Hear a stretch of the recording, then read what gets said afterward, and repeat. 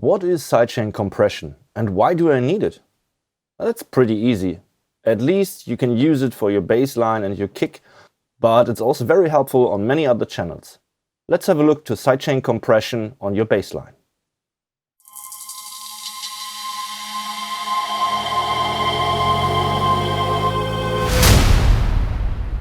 So, here we see my kick and bass group. I love to merge kick and bass into one group to process them later, also with some compression and some separate EQ. Here we got the kick drum. And on this channel we have the bass line made by a sample bass I did myself. This sample bass has a compressor on the insert. This compressor is now switched off. Let's listen to it with the compressor switched off in solo.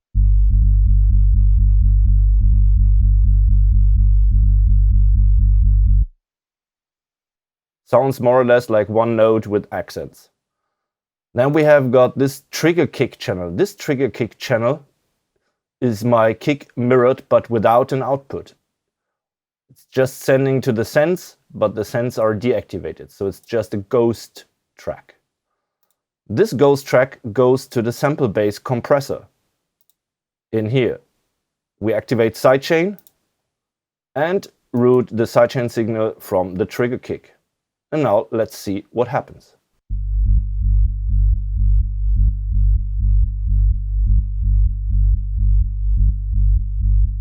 Every time the kick hits, the bass gets lower in volume. Let's make this more visible with this nice tool.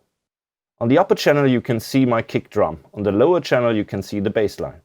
First we have a look without the sidechain compression.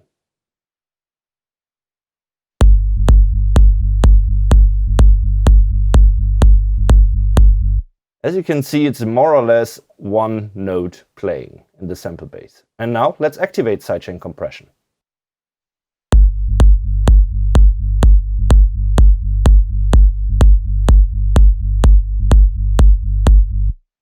Using this technique will clear up your low end quite a lot.